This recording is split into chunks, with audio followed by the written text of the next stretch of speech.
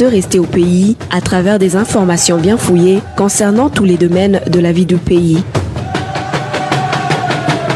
Le magazine Humura Burundi est diffusé sur le web via le site de la RPA www.rpa.bi.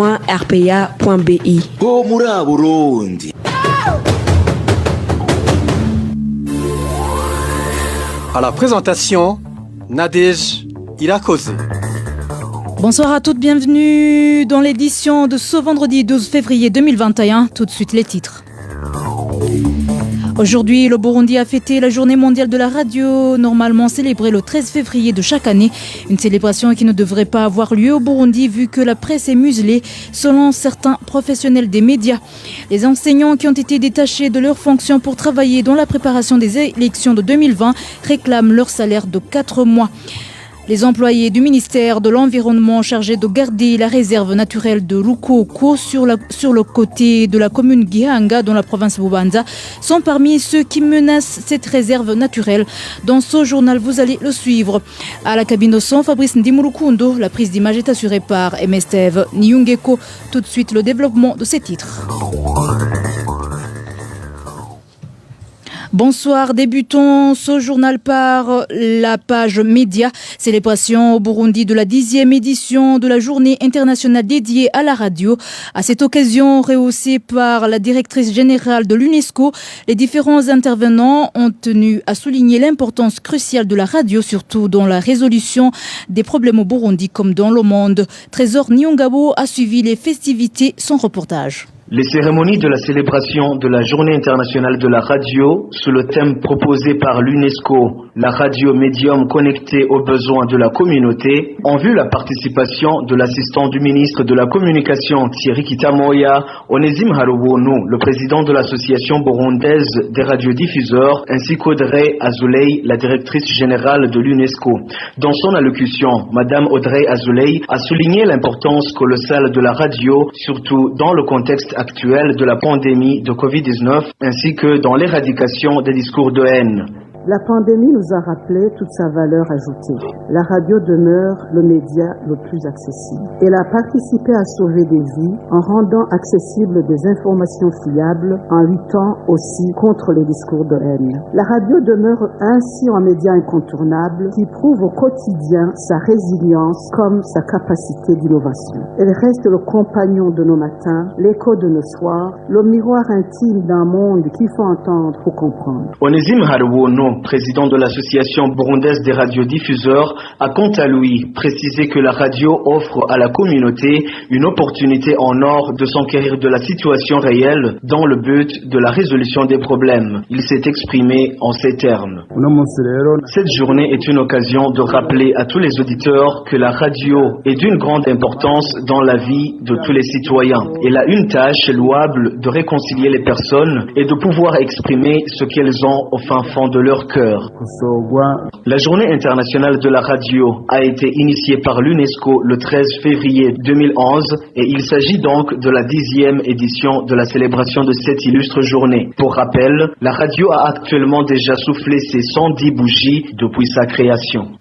Merci Trésor Nyongabo. Cette journée mondiale de la radio ne devrait donc pas être célébrée au Burundi vu que la liberté de la presse est constamment violée dans le pays. Propos du président de l'Observatoire de la presse burundaise, OPEB en sigle, Innocent Muhozi, indique plutôt qu'à cette journée, les Burundais devraient se rappeler des crimes commis par le gouvernement burundais en 2015 à l'encontre de certains médias indépendants. Suivez Innocent Muhozi, président de l'Observatoire de la presse burundaise. Il n'y a pas matière à célébration dans notre pays, plutôt matière à se souvenir du désastre que nous vivons depuis le 13 mai 2015, lorsque les radios indépendantes ont été attaquées, incendiées, détruites et toujours occupées par la police. Sur ordre du procureur général de la République, c'est une situation qui est toujours là, que plus de 100 journalistes de ces médias ont été forcés à l'exil, et certains autres ont été tués, torturés. Il n'y a absolument pas matière à réjouissance, il n'y a pas matière à célébration. La liberté de presse, la liberté d'informer, la liberté d'expression sont sous tyrannie évidente au Burundi. Donc c'est un jour qui juste doit nous permettre de nous rappeler de cette situation-là, même si au quotidien nous en rappelons de par la vie quotidienne que nous menons, de par le travail que nous faisons, par d'autres circuits, notamment Internet, que par la radio libre, comme c'était il y a encore quelques années dans notre pays. C'était Innocent Muhodzi, président de l'Observatoire de la presse burundaise. Toujours en parlant du paysage médiatique burundais, le président du Conseil national de la communication CNC en sigle accuse certains médias burundais d'avoir refusé de coopérer dans le dialogue initié par le président de la République. Dans l'optique de lever les sanctions prises à leur encontre, ce sont du moins les propos tenus ce vendredi par Nestor Banhumukundi qui ajoute que les exigences mises en avant par les responsables de ces médias en question ne sont pas du ressort de la CNC. Suivez Nestor Banhumukundi. Son Excellence, le chef de l'État, a donné une heureuse orientation comme quoi il fallait que le Conseil national de la communication puisse s'asseoir avec les médias sous sanction. Nous avons accueilli cette orientation avec enthousiasme, si bien que le surlendemain, nous avons réuni les responsables des médias concernés pour que nous leur communiquions notre programme en vue justement de la mise en œuvre de cette orientation. Nous sommes entretenus avec les représentants des radios, des médias qui étaient suspendus et aujourd'hui le dialogue continue et nous avons déjà franchi plusieurs étapes. Ce que nous avons senti, c'est qu'il y a une ferme volonté de la part de ces représentants de ces médias sous sanction à pouvoir coopérer, collaborer avec le Conseil national de la communication en vue justement de lever éventuelle de ces sanctions pour que ces médias puissent ouvrir leurs portes. Mais d'ores et déjà, nous avons rendu public un communiqué de presse annonçant la levée de la suspension du site du journal Iwachu. Il s'agit d'un premier pas et nous espérons que d'autres pas vont être franchis dans le sens de la réouverture des médias fermés. Bien sûr, nous regrettons qu'il y a des représentants des médias qui sont fermés, qui n'ont pas voulu coopérer avec le Conseil national de la communication et à travers une déclaration qui a été rendue publique par les représentants de ces médias en dehors du pays ont déclaré qu'ils n'étaient pas prêts à prendre part au dialogue aussi longtemps qu'un certain nombre de conditions n'étaient pas réunies. Et hélas, il s'agit des conditions qui vont au-delà du secteur des médias et qui, ipso facto, ne concernent pas le Conseil national de la communication. Pour le moment, nous attendons toujours que ces médias puissent approcher le Conseil national de la communication en vue d'entamer un dialogue pour voir ce qui pourrait être fait. Nous devons cet élément sonore du président du CNC, de nos confrères de la radio Isanganiro. Et les réactions à propos de ce discours n'ont pas tardé à tomber. Selon Bob Rugurika, directeur de la radio RPA, une des radios incendiées et fermée par le pouvoir CNDD-FDD, parle de mensonges éhontés visant à distraire les Burundais et la communauté internationale. Bob Rugurika, directeur de la radio RPA. Le président du Conseil national de la communication, M. Nestor Banhumukundi, a menti à l'opinion publique, à l'opinion nationale et internationale dans son point de presse de ce vendredi matin où il a accusé les responsables des médias détruits et incendiés par le régime d'avoir refusé la main tendue du pouvoir quant au dialogue avec les responsables pour essayer de trouver une issue favorable à l'ouverture médiatique au Burundi.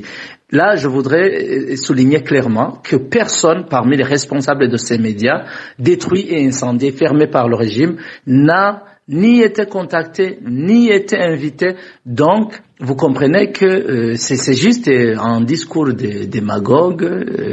Et là, je pense que les médias, les journalistes sur place auraient pu lui poser la question sur l'identité de ces responsables qui ont refusé l'invitation. Parce qu'à ma connaissance, il n'y a jamais eu d'invitation à l'endroit des responsables de ces médias. C'était Bob Rugurika, directeur de la RPA. Dans un instant, la page Droits de l'homme. Retrouvez les différentes productions de la RPA sur Facebook, YouTube, Twitter et sur www.rpa.bi. En page droit de l'homme, le président du FOCODE appelle le numéro 1 burundais à concrétiser ses dires en mettant fin aux assassinats devenus monnaie courante au Burundi. Réaction de Pacifique Ninina Hazgwe après l'assassinat d'un habitant de la zone Kamenge, arrêté ce mercredi par des personnes qui seraient des agents de la sécurité, puis retrouvés morts le lendemain. Suivez Pacifique Ninina Hazgwe, président du FOCODE. L'arrestation de Jean-Claude Nganahe, arrestation qui a été suivie le lendemain par la découverte du cadavre de Jean-Claude Nganahe à Kamenge. Ce sont des informations qui font froid au dos, mais ce sont des informations auxquelles on commence à s'habituer au Burundi. Des gens se font arrêter pour disparaître définitivement, après on ne les retrouve pas, ou bien on découvre par après leurs cadavres.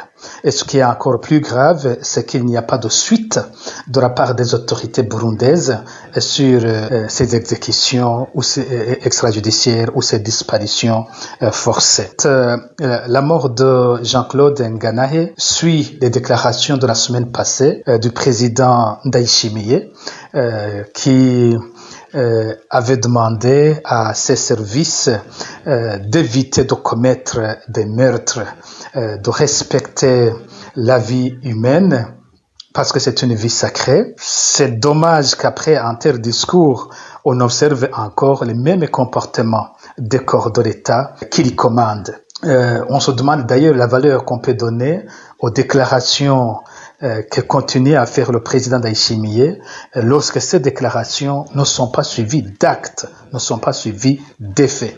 Il est extrêmement important que si il donne lui-même l'importance à ce qu'il dit, qu'il y ait des actes qui suivent ces déclarations, notamment sur le cas de Jean-Claude Nganahe, qu'il y ait rapidement une enquête sur les policiers qui l'auraient arrêté et sur l'exécution de Jean-Claude Nganahe. Il faut rapidement qu'il y ait des sanctions contre les auteurs de cette exécution. Sinon, à quoi serviraient les déclarations présidentielles? Ce ne serait que de bonnes paroles, mais qui ne servent à rien et qui finalement n'auront aucune valeur s'il n'y a pas d'actes qui les suivent.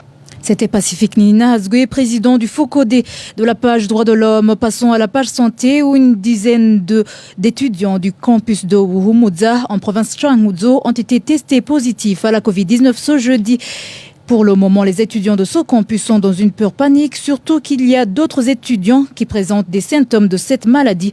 Le point avec Walter Kwizera. 11 cas testés positifs à la Covid-19 ont été découverts au campus universitaire de Buhumuza dans la province Changuzo. C'était lors des tests effectués ce jeudi. Par après, il y a eu encore d'autres tests pour les étudiants de la même classe que ceux testés positifs à la Covid-19 pour voir s'il n'y aurait pas eu de contamination. Les informations en provenance de Buhumuza indiquent que ces étudiants testés positifs à la Covid-19 ont été évacués à l'hôpital de Changuzo où ils sont confinés dans le but d'éviter la propagation de cette pandémie. Actuellement, les étudiants du campus Buhumuza sont inquiets à cause de ces cas positifs à la Covid-19 testés à ce campus, surtout que l'administration ne s'implique pas suffisamment pour faire face à cette pandémie, surtout qu'il y a d'autres étudiants qui présentent des symptômes de cette pandémie. Ces cas positifs à la Covid-19 sont découverts à ce campus de Buhumuza après d'autres cas testés positifs il y a 2 semaines dans des écoles à internat de la province Gitega, à l'école technique des travaux publics ETP, à l'ENF, ce qui montre que cette pandémie continue de faire tache d'huile dans les provinces de l'intérieur du pays.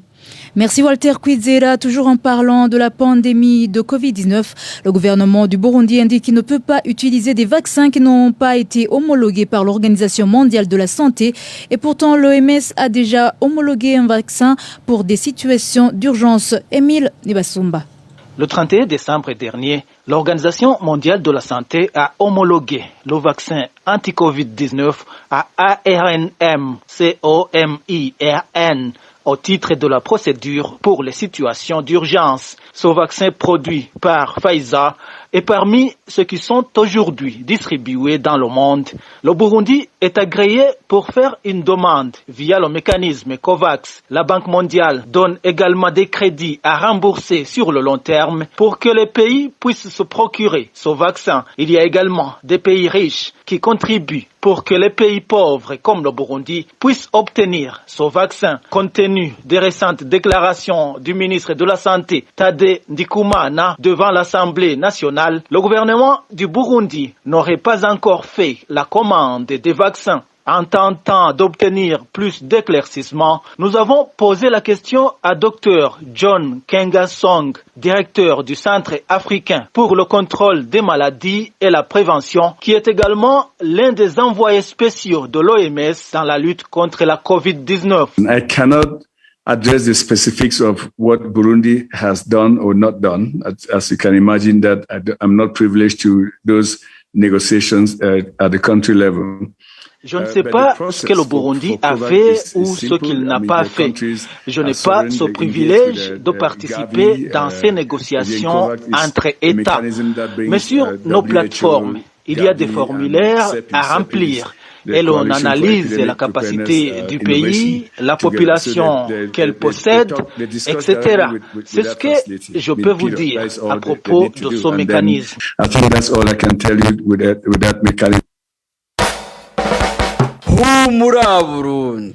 En page gouvernance, les enseignants qui ont été détachés de leurs fonctions pour travailler dans la préparation des dernières élections présidentielles de 2020 réclament leur salaire de 4 mois. Ces enseignants de différents coins du pays indiquent que depuis leur réintégration, ils n'ont jamais perçu de salaire alors qu'ils sont sur leur poste d'attache.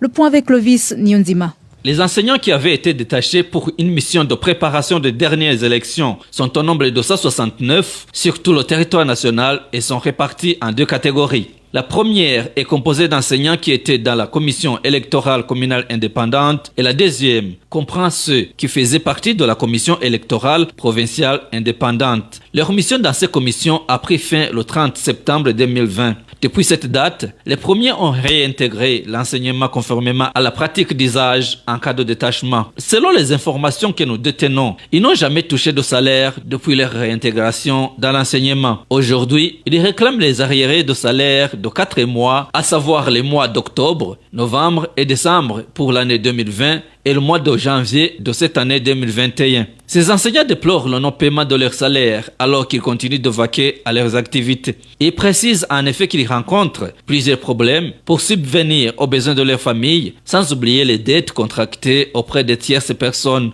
Ces enseignants demandent au ministre de la fonction publique, du travail et de l'emploi de résoudre ce problème et de débloquer leur salaire dans les meilleurs délais avant que la situation familiale de ces enseignants ne dégénère. À ce propos, la rédaction de la RPA a essayé de joindre Madame Domine Wanyangimbona, ministre de la fonction publique, du travail et de l'emploi, mais son téléphone sonnait sans que personne ne décroche. Merci Clovis Nyonzima. Toujours en parlant gouvernance, les militaires burundais en mission de maintien de la paix en Somalie réclament leurs indemnités de 3 mois. C'est au moment où cet argent a été débloqué depuis le mois d'octobre 2020. Les détails avec Marie-Ange Irakodze. Ces militaires indiquent qu'ils réclament leurs arriérés de salaire depuis le mois d'octobre car, disent-ils, le ministre de la Défense et des anciens combattants l'avait déclaré. Ces militaires affirment qu'ils ont eu la première tranche à la fin du mois de décembre de l'an passé. Nous réclamons les arriérés pour les mois d'octobre, novembre et décembre, car les arriérés de toute l'année ont été débloqués par l'Union africaine, comme l'a indiqué le ministre de la Défense. Il a dit que la première tranche va être payée et la première tranche concernait la période du mois de janvier au mois de juin. Il l'a dit au mois d'octobre. On nous a payé cette tranche vers la fin du mois de décembre et nous avons reçu 9 mois d'arriérés. Ces arriérés sont dus à 3 catégories de militaires. Ceux qui ont déjà terminé leur mission, ceux qui sont encore en mission et ceux qui viennent de rejoindre la mission de maintien de la paix. Ceux qui ont terminé leur mission sont 52e, 53e et 54e bataillon de la MISOM réclament 2 mois d'arriéré car ils sont rentrés vers la fin du mois de novembre. Le 55e et le 56e bataillon sont venus au mois de novembre et réclament les arriérés de 2 mois, c'est-à-dire les mois de novembre et décembre. À ce propos, la rédaction de la RPA a essayé de joindre ingénieur Alain Tribert Moutawadi, ministre de la Défense et des anciens combattants, mais son téléphone sonnait sans que personne ne décroche. Merci Marie-Ange. Irakoudze, clôturons ce journal par la page environnement. Les employés du ministère de l'Environnement chargés de garder la réserve naturelle de Rukoko sur le côté de la commune Gihanga dans la province Bubanza sont parmi ceux qui menacent cette réserve naturelle. Ils sont pointés du doigt par la population de cette commune pour avoir demandé des pots de vin aux habitants afin qu'ils leur donnent des terres à cultiver. Le point avec Vicky Chris Nineletse. Depuis 2015, l'exploitation de la réserve de la Rukoko pour des fins d'agriculture a été interdite pour la population. Il s'agit ici de la voir dans des habitants de la commune Gihanga. C'est un riziculteur qui reconnaît que le ministère de l'Environnement avait interdit tous les travaux en rapport avec la riziculture dans la réserve naturelle de la Rukoko depuis 2015. Une mesure qui, pourtant, a profité aux gardes forestiers. Ils s'en sont servis pour exiger des pots de vin pour toute personne qui souhaitait continuer ses activités de riziculture. Une nouvelle pratique est aussitôt née. Un groupe de gardes forestiers a profité de cette occasion pour collecter de l'argent auprès des riziculteurs pour les laisser de continuer leurs activités. Selon ces riziculteurs, ces gardes forestiers usent de la ruse pour continuer à collecter de l'argent. Pour nous maintenir dans cette logique, il continuait à nous rappeler que la commission allait bientôt arriver. Mais quand elle s'apprêtait enfin à venir, il l'a détournée, je ne sais pas par quel mensonge. La situation reste inchangée, nonobstant les actions de la destruction des champs initiées la semaine dernière. La rédaction de la RPA a cherché à joindre le ministre ayant l'environnement dans ses attributions, mais il n'a pas décroché son téléphone. Merci Vicky Chris Nineletse. Voilà, c'est ici la fin de l'édition de ce vendredi 12 février 2021. Merci de votre attention. Merci à l'équipe rédactionnelle, sans oublier l'équipe technique. À la présentation, vous étiez avec Nadège Irakoudze. Excellent week-end à tous.